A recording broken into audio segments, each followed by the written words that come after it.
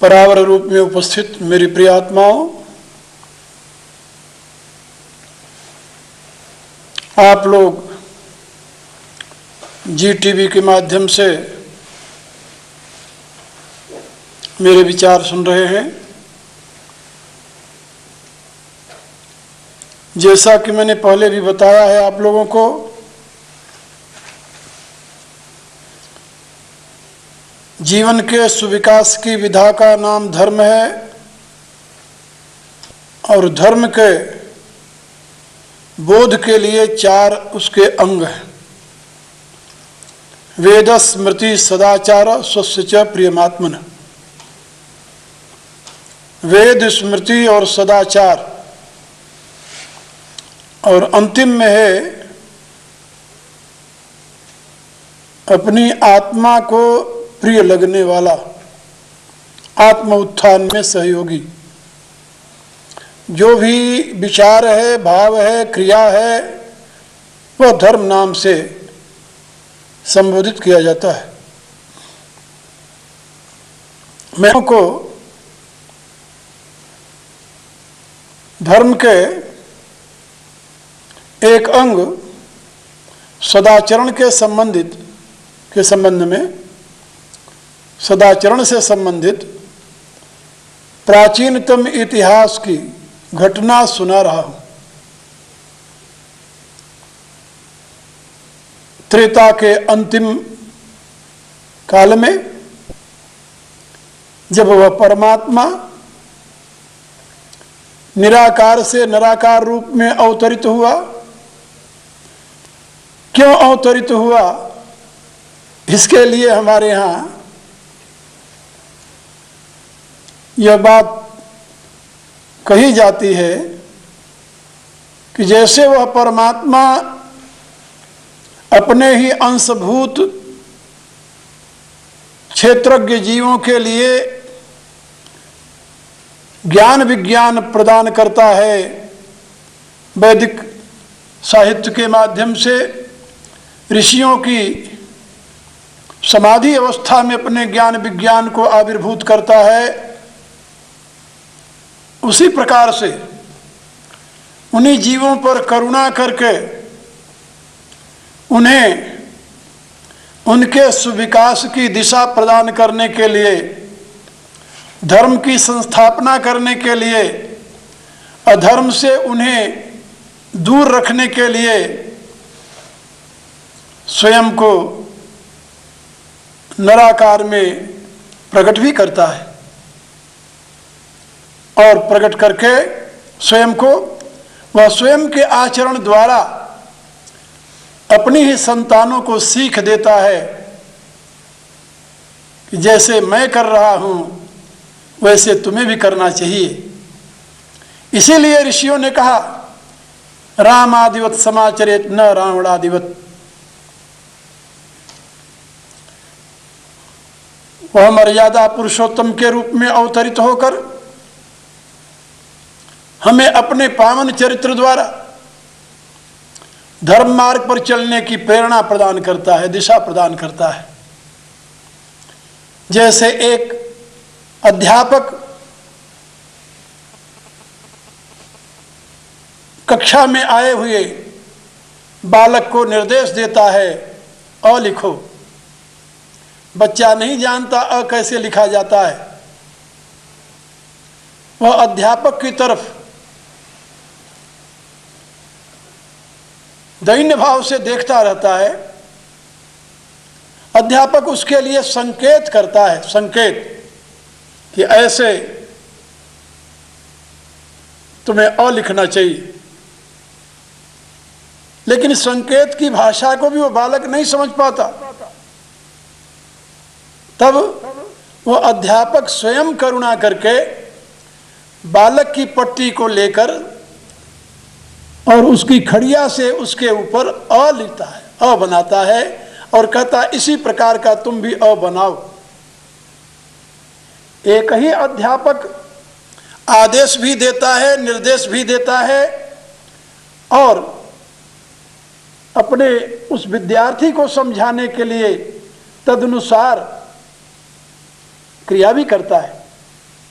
इसी प्रकार से वेद के द्वारा परमात्मा ने निर्देश आदेश दिया, धर्मम चर सत्यम वद। अब धर्म क्या है जिसका आचरण किया जाए, इसके लिए उसी ने विभिन्न महापुरुषों के माध्यम से स्मृति रूप में उसका संकेत किया। धृति दमा क्षमोस्तेय, धृति क्षमा दमोस्तेय, शौच इंद्रिय निग्रह, धीर विद्या सत्यम क्रोध, दशकम धर्म लक्षणम। धर्म के लक्षण बताए, निर्देश दिया यतो अभ्युदय निश्रेय धर्म, निश्रेय सिद्धि सधर्म। लेकिन मानव के समझ में नहीं आया। अबोध मानव न तो आदेश को समझ पाता है न तो निर्देश को समझ पाता है। तो परमात्मा ने स्वयं करुणा करके निराकार से निराकार होकर के मानव समाज में आकर के अवतरित होता है और अपने चरित्रों द्वारा मानव को धर्म का उपदेश देता है। इसीलिए तो महर्षि वाल्मीकि कहते हैं रामो विग्रहवान धर्म, राम साक्षात धर्म के मूर्त रूप हैं। क्या आप नहीं जानते कि दुनिया में अभी तक कोई ऐसा धर्म नहीं हुआ जिस धर्म में परमात्मा की आस्था के साथ ही कोई परमात्मा के पुत्र को, कोई परमात्मा के दूत को, कोई परमात्मा के मसीहा को इस संसार में आने की कल्पना करता है।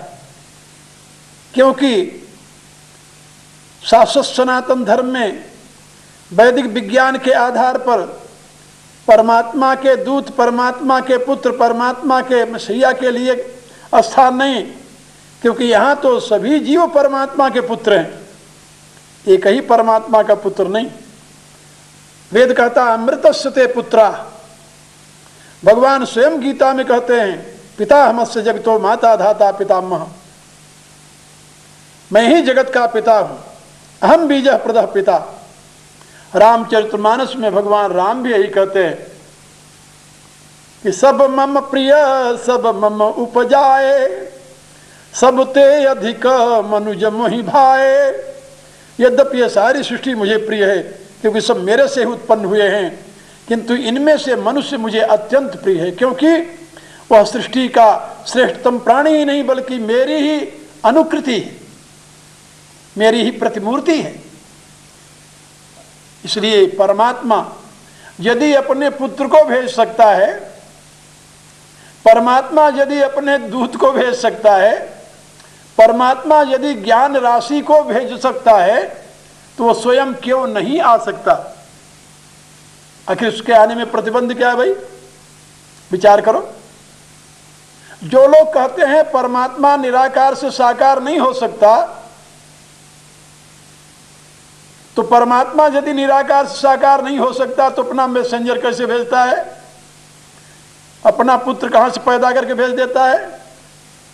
जो लोग ये नहीं मानते हैं कि परमात्मा ग्रंथ भेजता है, ज्ञान भेजता है, तो ज्ञान कहां से भेज देता है?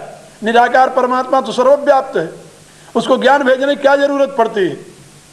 या ज्ञान रूप में पुस्तक भेजने की क्या जरूरत पड़ती है? और यदि इन सब की आवश्यकता है तो परमात्मा के अवतरण की आवश्यकता क्यों नहीं है? आखिर उसमें कौन सा बाधक तत्व है जो परमात्मा को निराकार से साकार नहीं होने देती? यह भी समझिए आप कि यदि परमात्मा निराकार से साकार नहीं होता तो सृष्टि कहां से आ जाती है? वेद का यही कथन है, द्वे वाव ब्रह्मणो रूपे मूर्तम च अमूर्तम च। वह परमात्मा ही दो रूपों में स्थित है, मूर्त रूप है उसका, अमूर्त रूप है। गोस्वामी तुलसीदास जी ने अपनी रामायण में इसका समाधान करते हुए लिखा है, एक दारुगत देखिए एकु, पावक जुग सम ब्रह्म विवेकु। ब्रह्म निराकार भी है, साकार भी है। काष्ठ में अंतरहित अग्नि निराकार है, और जब वो प्रज्वलित हो जाती है तो साकार हो जाती है। यही स्थिति ब्रह्म की है। प्रेम ते प्रभु प्रगटई जिमि आगी, तो अपने भक्तों के प्रेम बस। उपास का नाम कार्यार्थ है ब्रह्मणो रूप कल्पना। वह परमात्मा स्वयं को अभिव्यक्त करता है, निराकार से साकार होता है, और अपने चरित्रों द्वारा धर्म मार्ग चरित्रेण, उपनिषद कहती है कि भगवान अपने चरित्र के द्वारा धर्म मार्ग को प्रशस्त करते हैं। इसलिए वह परमात्मा मानव मात्र को धर्म की सीख देने के लिए मानव रूप में अवतरित होता है, और वही राम रूप में अवतरित हुआ। और अकेले राम रूप में ही नहीं, अंसन सहित सुचार्यु भाई के रूप में अवतरित हुआ।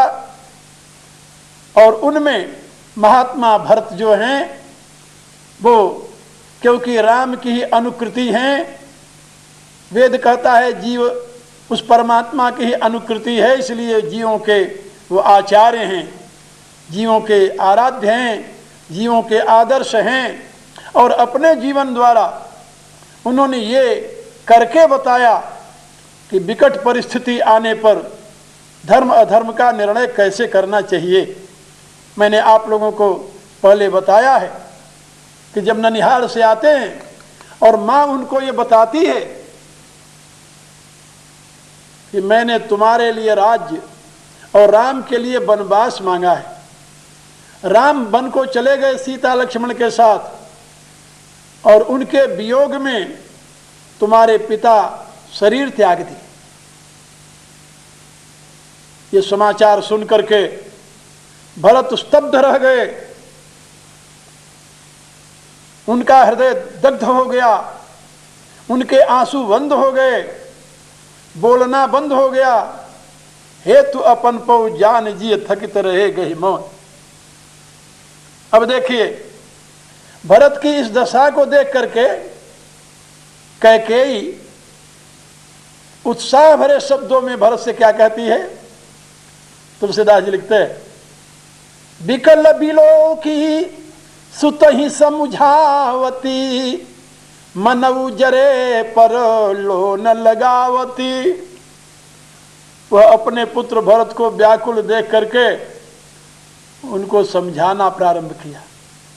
उसके एक एक शब्द ऐसे भरत को पीड़ा पहुंचा रहे हैं जैसे कोई जले हुए स्थान पर नमक रख दे, और नमक रखने से जैसे वे जले स्थान पर उस व्यक्ति को महान पीड़ा होती है, ऐसे कैकेयी के एक एक शब्द नमक के समान, क्योंकि मधुर नहीं है। यदि कैकेयी के शब्द मधुर होते तो यहाँ पर नमक की उपमा न देते गोस्वामी जी। उसके शब्द ऐसे नहीं हैं जिसको सुनकर भरत को संतुष्टि हो, भरत को शीतलता प्राप्त हो, भरत को सुख प्राप्त हो, बल्कि राम वनगमन में अपने को हेतु समझकर भरत का हृदय संतप्त हो गया है। और एक एक कैकेयी के शब्द उस संतप्त हृदय पर, जले हुए हृदय पर नमक का काम कर रहे हैं। तुलसीदास जी लिखते हैं, विकल बिलो की सुत ही समुझावती, मनऊ जरे पर लो न लगावती। कहती क्या है आप जरा सोचिए, जिसके पति की सद्य मृत्यु हुई हो, जिसके पति की लाश तेल के मंजूसे में उसी महल में रखी हुई हो, वह स्त्री धैर्य के साथ अपने पुत्र को उपदेश दे रही है, कितनी कठोर हृदया होगी वो। सत्य कहा है कि व्यक्ति का हृदय कितना कठोर हो सकता है ये कहा नहीं जा सकता, कितना कोमल हो सकता है ये भी नहीं कहा जा सकता। और वह कोमल हृदया कैकेयी इस समय कितनी कठोर हो चुकी है कि अपने पुत्र को समझाते हुए कहती है, तात राव नहीं सोचई जोगु, बिढ़ई सुकृत जस कीन्यु भोगु। हे मेरे पुत्र, राजा शोक करने योग्य तो नहीं है जिनके लिए तुम इतने शोक कर रहे हो, इतने चिंतित हो गए हो, इतने व्याकुल हो गए हो।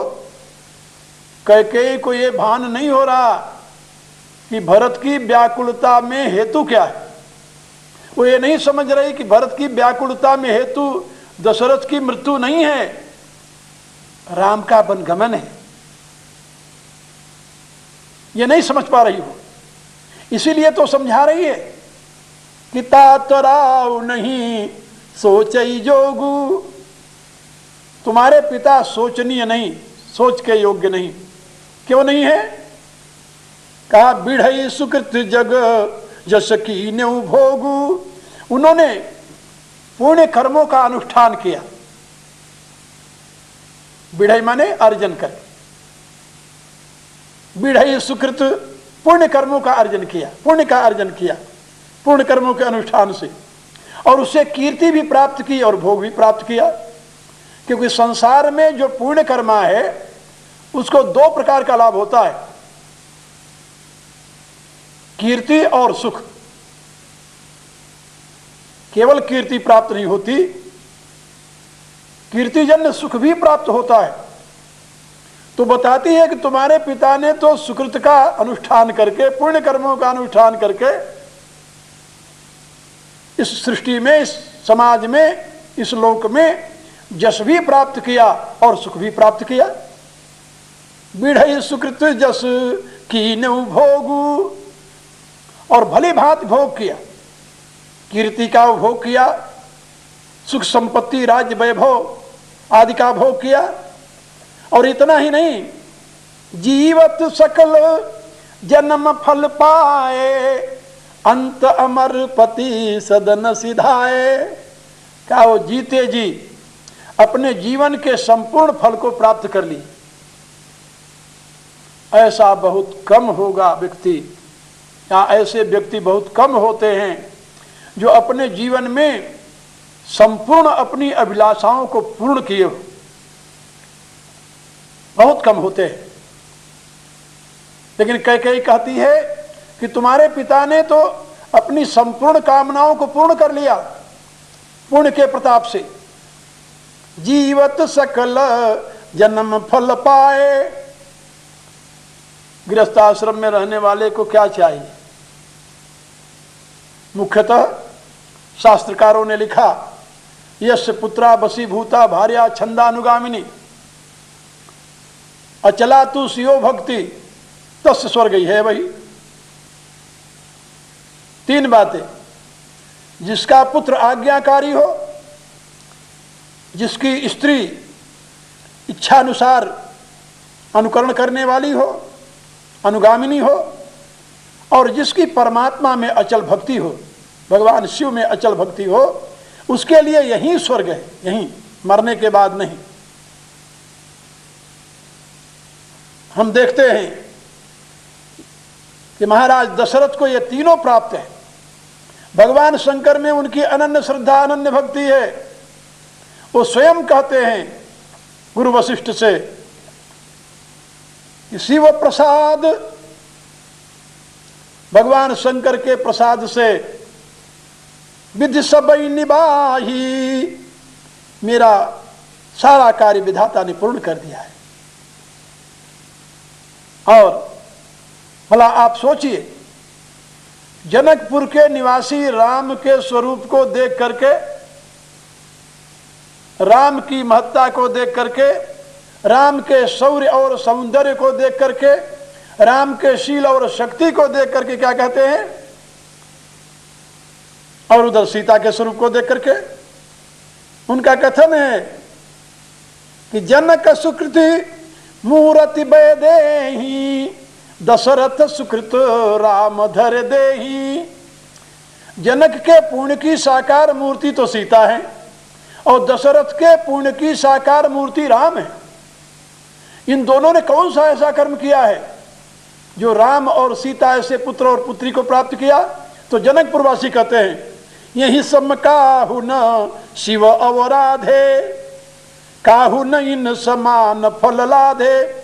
इनके समान आज दिन तक किसी ने शिव की आराधना की ही नहीं। यानी मेरे कहने के प्राय कि महाराज दशरथ भगवान शंकर के अनन्य चरणानुरागी हैं और भगवान स्वयं पुत्र रूप से जिसके यहां उत्पन्न हुए हों उसके भाग्य की सराहना कौन कर सकता है? भरद्वाज ऋषि यही तो कहते हैं, कहा दशरथ के समान तो दुनिया में कोई हुआ ही नहीं। कहो तात कही भांति को कड़ई करई बड़ाई तास, राम लखन तु शत्रुघ्न सरिस्वर सुजास। अब यहां पर आप देखिए, महाराज दशरथ में ये तीनों घटित होते हैं। वे भगवान शंकर के अनन्य भक्त हैं, शिव कृपा से उन्हें सब कुछ प्राप्त हुआ है, क्योंकि इच्छित फल बिनु शिव अवराधे, लहन कोटि जोग सब साधे। इच्छानुसार फल की प्राप्ति तो भगवान शंकर की आराधना से ही हुआ करती है और उनको प्राप्त हुई। और दूसरी बात, उनके पुत्र आज्ञाकारी हैं।